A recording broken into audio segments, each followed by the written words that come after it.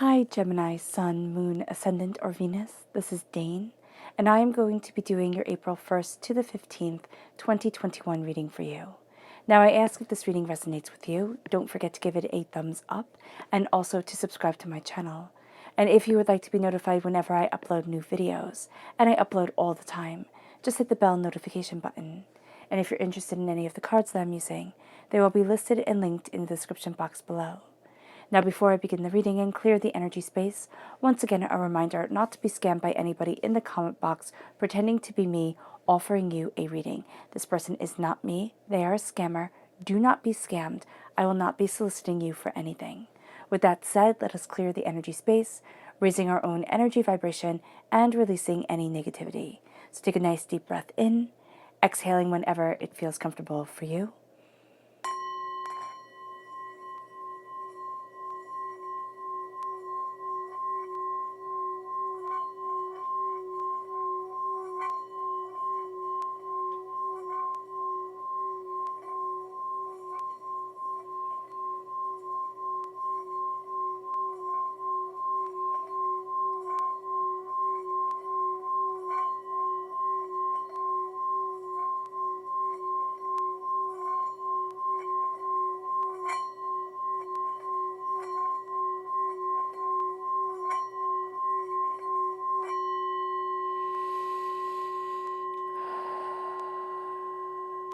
Releasing all negativity from the body like storm clouds. Letting yourself feel calm, centered, and at peace as we enter into this safe and loving space.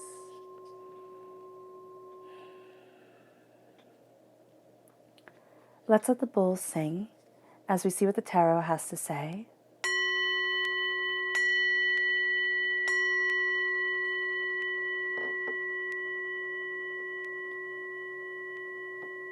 How will Gemini be affected? Well, unaffected. Gemini, April 1st to the 15th, 2021. Gemini.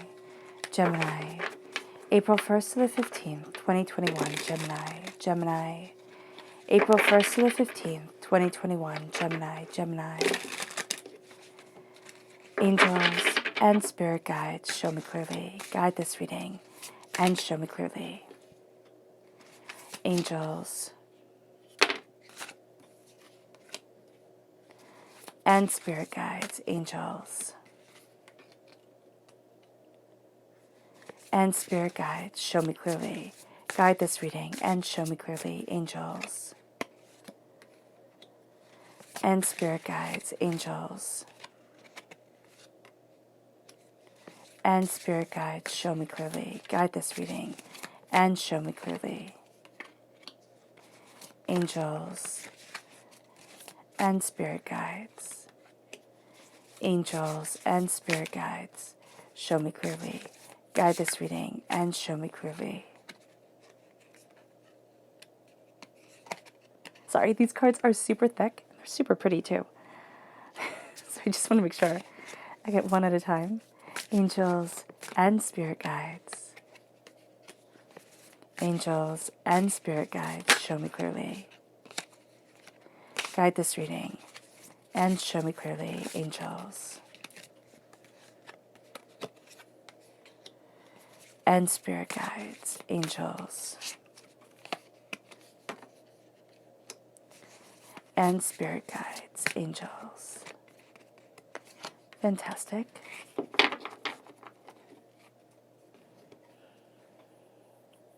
Now let's see what the chakra energy will be for this time. Gemini, April 1st to the 15th, 2021. Gemini, April 1st to the 15th, 2021. Gemini. Angels and spirit guides, show me clearly. Guide this reading. Fantastic. This one right here. And now let's see the spirit guide message for this time. Gemini, April 1st to the 15th, 2021. Gemini, April 1st to the 15th, 2021. Gemini. Angels and spirit guides, show me clearly. Guide this reading and show me clearly. The top one. Okay. Fantastic.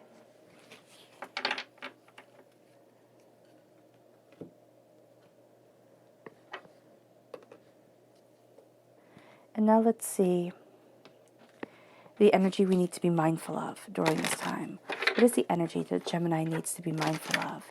April 1st to the 15th, 2021, Gemini. What is the energy that Gemini needs to be mindful of? April 1st to the 15th, 2021, Gemini.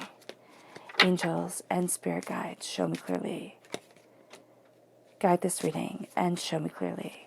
Fantastic. Okay.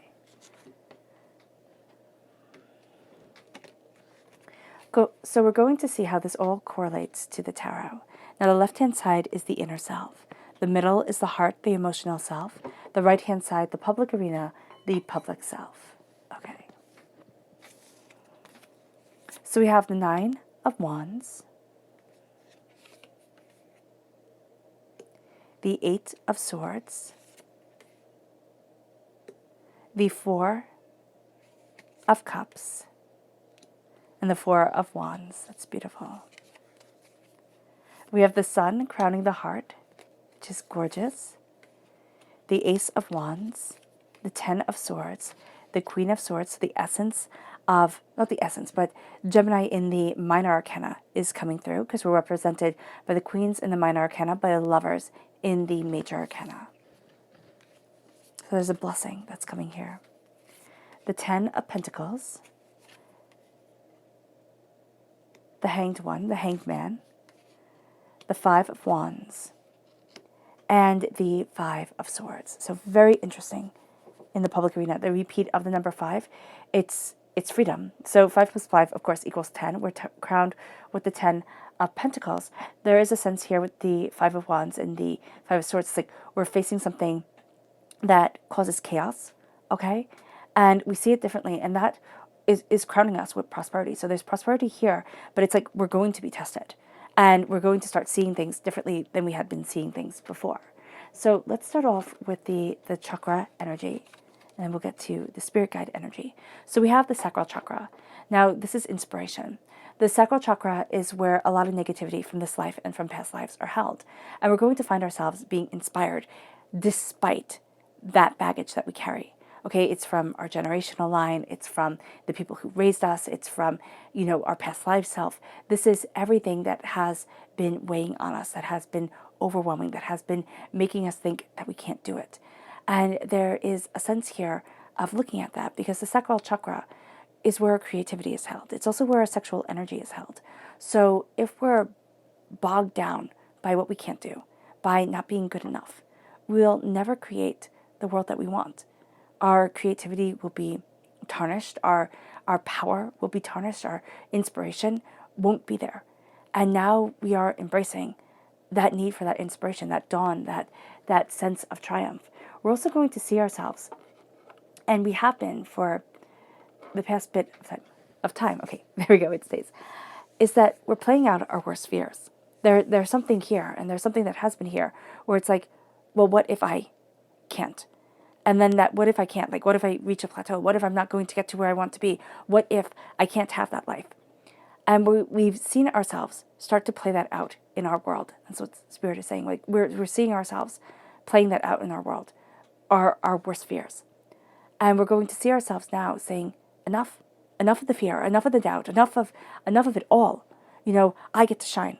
And that's why the heart is crowned with the sun.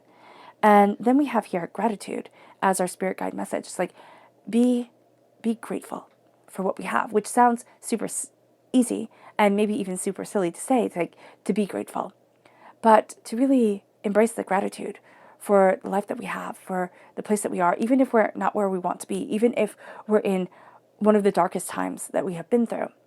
It's looking for that bit of gratitude. It's looking for that sense of saying, I'm thankful that I know what I never want again.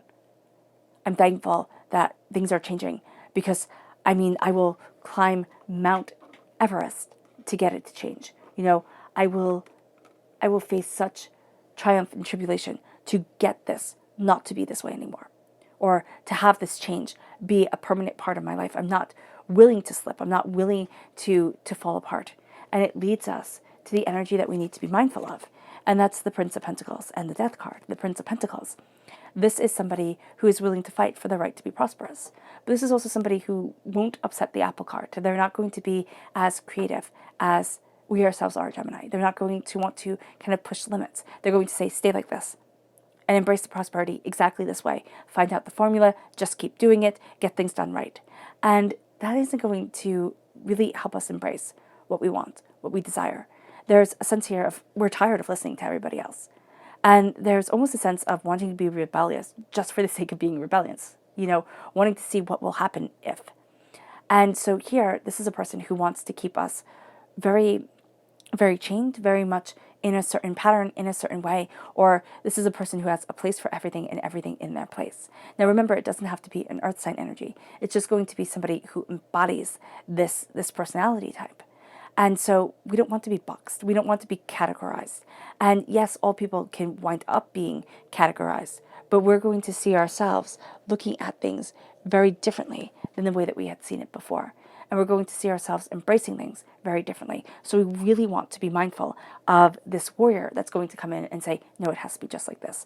Don't be so silly. Don't be such a dreamer. What is wrong with you? Because it's going to take away from the empowerment of the inspiration around the sacral energy to say, let me shine. This energy is going to be like, don't you dare step out of line. The Death card with Scorpio energy time frame is October 23rd to November 22nd to November 21st. There we go. This is a person who's rather secretive, okay? And secrets are fine. We like to know everything, Gemini. We are like, kind of bees collecting pollen with how we like to collect information. We flitter and we evaluate and we understand more than what people think we do. With this Scorpio energy, a part of us is going to be like, have your secrets, have fun. I'll figure them out over time anyway. But there's a sense here of malice with the secrets. It's like, I'm going to keep this from you so you don't get to move forward. I'm going to keep this from you so you look like a fool. And that's something that will really hurt us. Because it's like, I wouldn't do that to you. This is a person not to be trusted because they keep their secrets. Because they say one thing to your face and they do another thing. Remember, this doesn't have to be a Scorpio energy. This is going to be somebody who embodies this energy. This is very negative. Of course, both of these, we're focusing on the negative. This is going to be somebody who is manipulative and cunning and really uses kind of planting seeds of gossip, of lies to break us down. And with the 9 of Wands, we're tired. There's just a huge sense of us that is like, I'm done, I'm tired, I've had enough. I can't listen to what everybody else wants. I can't do what everybody else wants. I can't be what everybody else wants me to be. I have to listen to me. And it's taking us a while to figure that out. It's taking us a while to embrace our own voice, our own understanding, the way that we want to come together within ourselves. And the 9 of Wands is just like, it's chaos. It's chaos because everybody's coming at us and we're not able to sort through the information as quickly as they're giving it. And there has to be a point where we say, no, that isn't okay. No, this isn't enough. No, I'm not doing this. And it's where we start to gain our strength. It's where we start to say and see that we've been through a war. And that's just simply living. We've been through the war of other people's opinions, of listening to countless, differing opinions from everybody. And our world is so communicative now that we can hear everybody's opinions and everybody's way of seeing things. And it's like, no, I'm not going to walk this path. I'm not going to try and make everybody happy or do everything the exact right way according to, some stranger on the internet. I'm going to start listening to me. And as we start listening, the 8 of Swords comes up. And that's the reason why we search outward, is because I have doubts and I have fears and I've caged myself within my own mind and I can't stop looking inwardly and not finding the answers that I want, but finding the ways that I went wrong and everything that I haven't done and all the doubts that I have. And it's like, enough is enough. I'm tired of this. The 8 of Swords, we have people who live their whole lives in the 8 of Swords. And the 8 of Swords is doubt and fear and chaos and not being able to look outside of the self and just saying, I've done everything wrong. I'll never be able to get to where I want to be. I'm always going to mess up. It's always going to be overwhelming. And I know people say, Dane, why do you say the negative? Because giving generalizations, when I hear people give generalizations, I'm like, oh, well, that's not me. I don't do that. But then when I hear them give specifics, even generalizations in the specifics, like pointing at a specific way that we put ourselves down, I think, oh, Well, I do that. And it makes me look. And if it makes me look, then obviously it makes other people look. The Eight of Swords is when we can only see ourselves. It's when we can only see the fears. Or when we look at our fears and we say, oh, stop belly aching, other people have it worse. Yes. But I have to look at what's caging me and why it's caging me and why I built this cage and why I'm keeping myself trapped. What is it that I'm so terrified of? What is it that everybody, kind of keeps on saying, or I keep on thinking that everybody's saying, that's trying to clip my wings, that's trying to keep me from being me? Because divinity with the Four of Cups is handing us a gift that we don't expect. Why? Because we're really too much in our own heads right now, in our own importance. And the Four of Cups is saying, I'm giving you a gift. And I know you're not going to see it as a gift. I know you're not going to know it's a gift. But I'm giving it to you. And I want you to take it. I want you to be inspired by it. I want you to start seeing things differently because of it. But it's going to come to you in such a way that it's not going to look like a gift. It's going to look like more work. It's going to look like something that has to be figured out. But it's also going to be something that pulls us out of ourselves in a very real way. This gift becomes something that inspires, becomes something that can almost be overwhelming. It can be something that we know will bring us pain over time. The more attached we get, the more in love we get, the more we know that logically there's going to be an ending. But the gift of the present is going to surpass the gift of the ending. And it brings us to the Four of Wands. The repeat of the number 4 is telling us to look inward, to look at ourselves with an honesty that can be overwhelming. The Four of Wands, this is a sense of celebration, of falling in love, at the root of our inner selves. And one of the things here for so many Geminis is the sense of, I'm never going to find love, or I'm never going to be happy in my relationship. I'm never going to have the career that I want. I'm never going to have the house that I want. I'm never going to be in that place that I want to be because I'm listening to everybody else. Especially if you're a female, I'm really getting this quite powerfully. You want to have a family and you're older and it's like, this is not going to happen. Stop listening. Stop listening. It's having that career. It's looking at ourselves and judging. And I mean, of course, if we are men, we can be doing this to ourselves too, most definitely. But I'm seeing very much here just a need to stop listening. I'm seeing it very female-centric wise, so it could be stop listening to a certain gaggle of females that are just kind of like, tearing us down. Or it's stop listening to other people's preconceived notions of what your life should be. And it's looking at it and it's saying, but I have every single right to have the happy ending, to have the happily ever after, to have the joy and the prosperity and the bounty come into my life, to be a part of me. I have every single right. It's not a fairy tale. It's not saying that everything has to be perfect. It's saying I have a right to be happy within my life. And I won't be happy 24 hours a day, 7 days a week. I get it. But I get to be contented in my existence. There are things that I want to change. There are things that I want to move forward in. But I get to celebrate.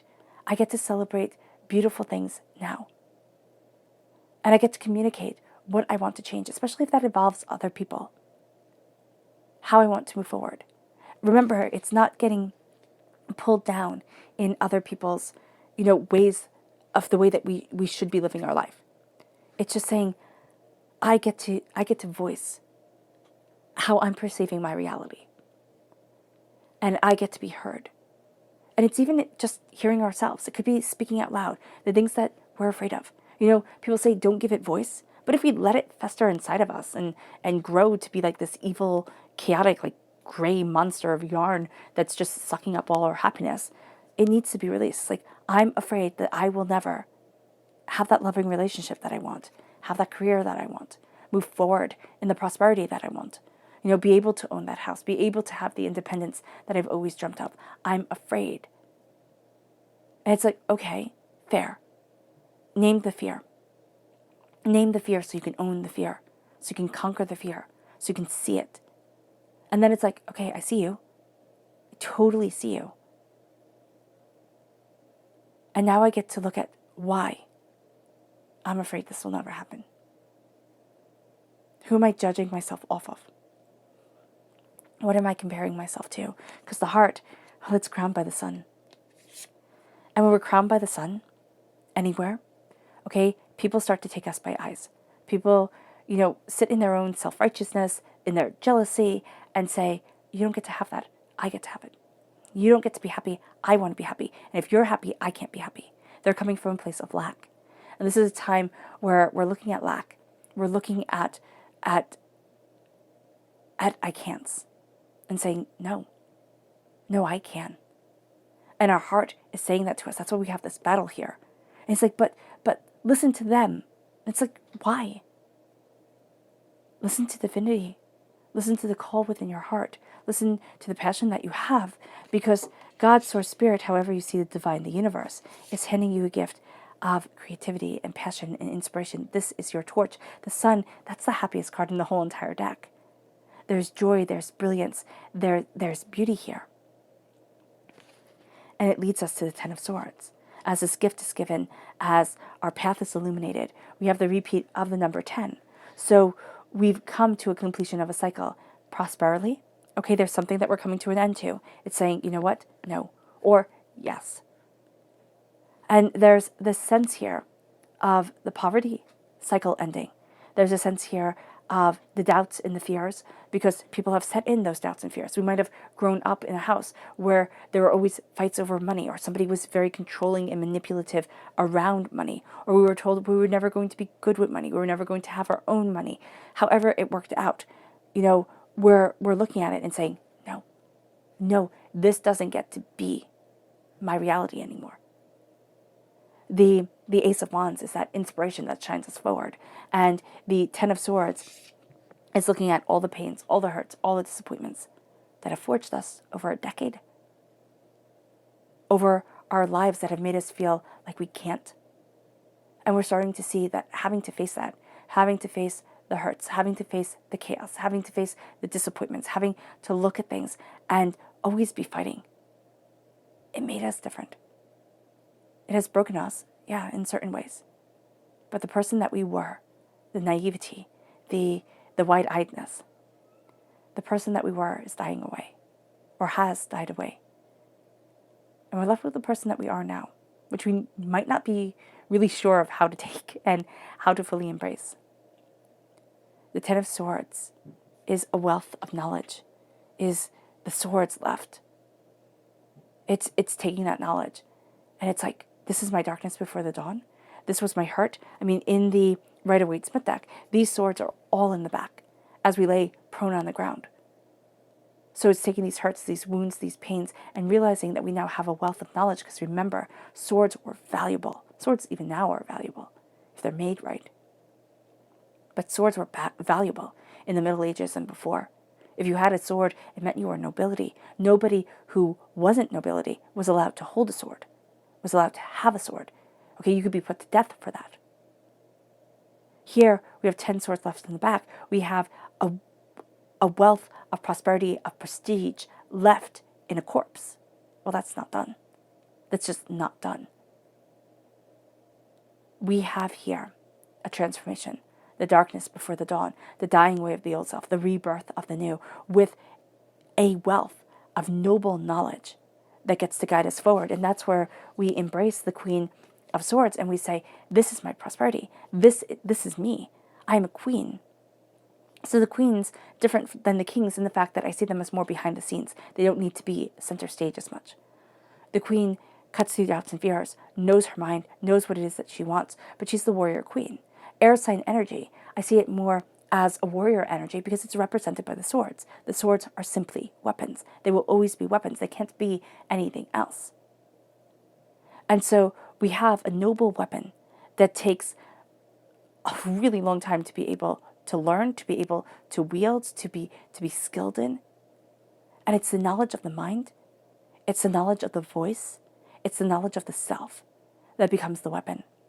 And the Queen of Swords is more than willing to kind of step back and look at it all, kind of judge it, see it, call things out, and say, I see where I stand. I see what I want. I see what I desire. in the world of everybody's ideas, the Queen of Swords can feel kind of pushed around because there's a flexibility to the mind that is really quite brilliant. And if you have it, you can see things differently. You can kind of like, look at things in a light that can bring prosperity where others only see, desolation. And so here there is a sense of, I see what others can't, but I also worry about what others do see. And I want to plan the battle well, because the warrior queen is not going to be the one who sits there and says, oh, well, we'll see what happens. She's going to be like, no, I'm going to make those battle plans. I'm going to look at it precisely. I'm going to look at it logically, and I'm going to go after the goal. And so here, that's what we're doing. And that goal is the prosperity, is the prosperity that lasts for generations. It's the bounty that gets to be a part of our lives. The 10 of Pentacles is wealth, or what we value as much as money coming in. It's crowning our public arena. The wealth is coming back. We've been through hard times, disappointments, doubts, fears. We've been tested. We've been forged. Okay, we've had to change. We've had to adapt. But the wealth comes. And the focus on the wealth. It might not be the wealth comes right away. For some of us, it's the focus on the wealth. The focus on what we want. The focus on what we desire. The focus on what is important and what isn't. What is the aimless chatter of others? It's like, okay, have your chatter. That's fine. But I'm focused. It's super important. It's like all the nonsense is clearing away. And I have my vision. I have my insight. And the hangman is saying here, I see things differently than everybody else. And we're going to think, oh my gosh, that's bad. Because we're hearing what everybody else has to say. We're planning the battles. We're transforming. We're taking in the blessings. It's kind of like, well, shouldn't I be more like everybody else? Shouldn't I see things the same way other people see things? Like, shouldn't I be more conformist? And it's like, no, absolutely not. The hangman, the difference, that's what makes it. The hangman embraces what others cannot see, what others cannot understand, and it brings us to the battles. The internal battles, like, am I wrong? And that's what we're questioning ourselves with, because we've been wrong before. We've had things fall apart before. We're faced with a fear that we've dealt with before. A situation that we're like, oh my gosh, not this again. Are you kidding me? And it brings battles. It brings external battles. It brings internal battles. It's like, am I doing the right thing?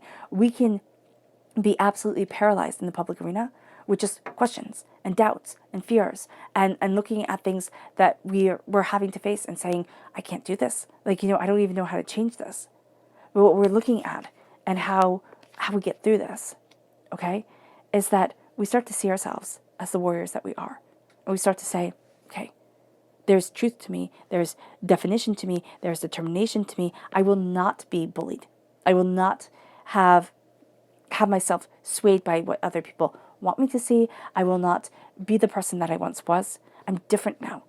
So I'm handling the chaos differently. And it's more of a take charge type of way. The queen does not get to be told what to do. The queen tells others what to do. And that's what we're doing here. It's like, I'm taking my power. And it'll be tested.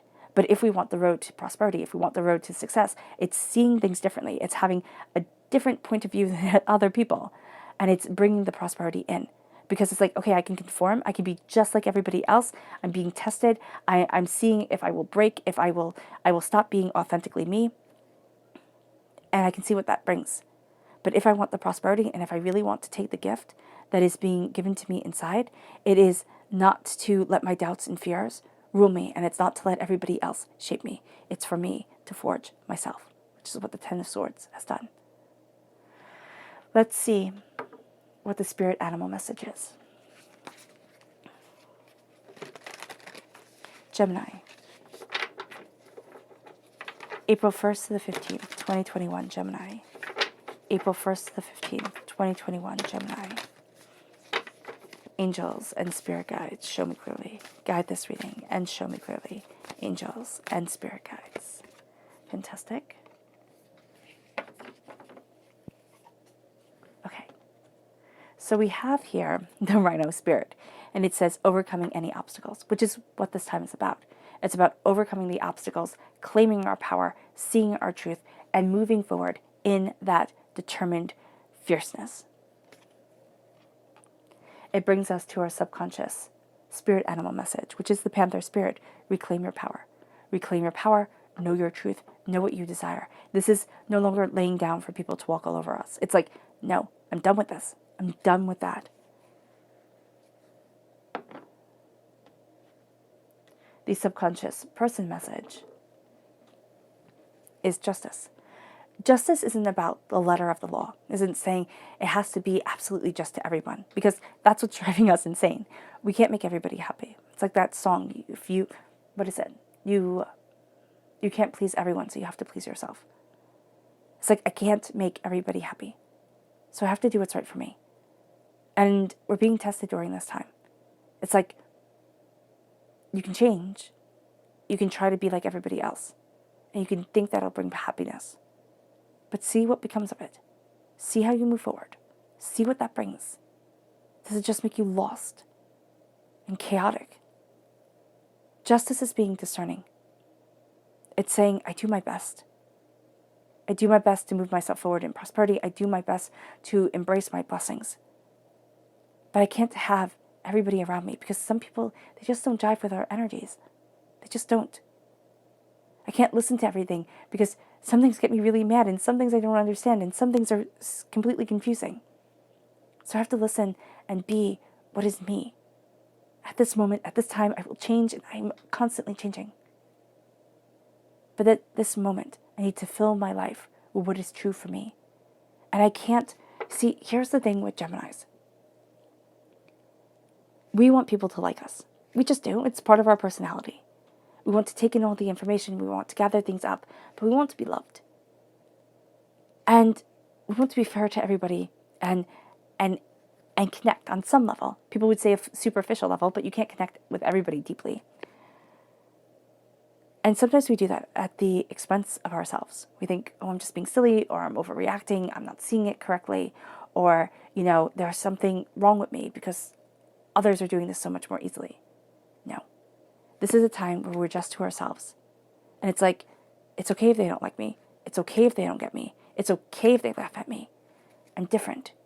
But that's where my bounty comes from. That's where my prosperity comes from. That's how I embrace this game of life. And I do so differently than everybody else. And that's okay. The subconscious chakra message is clarity, the third eye chakra. It's the clarity that's inspiring us. It's our third eye opening up, and it's like, oh, well, that's real. Oh, I never saw it like that before.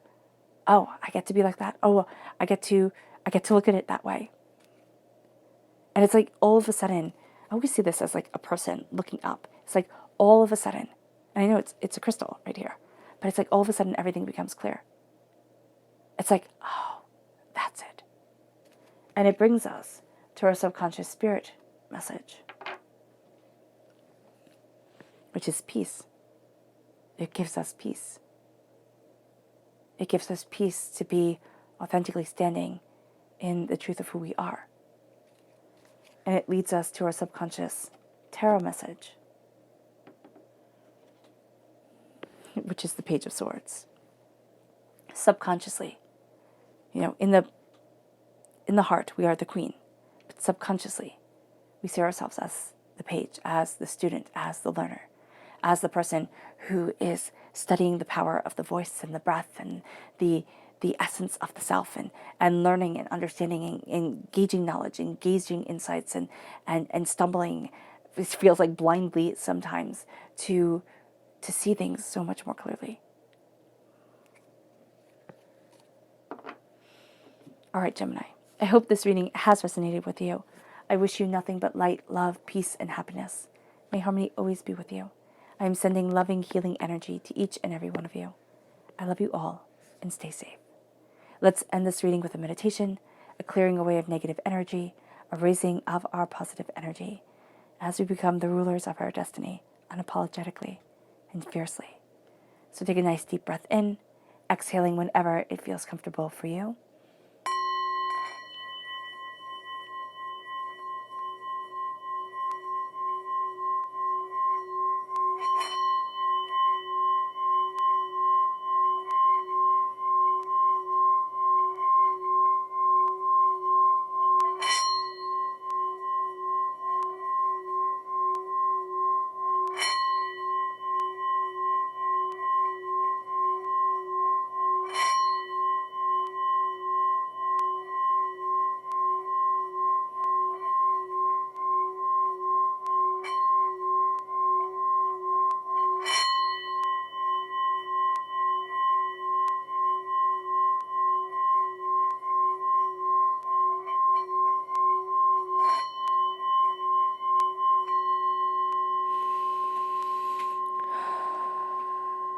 May you move forward in peace and in harmony, Gemini.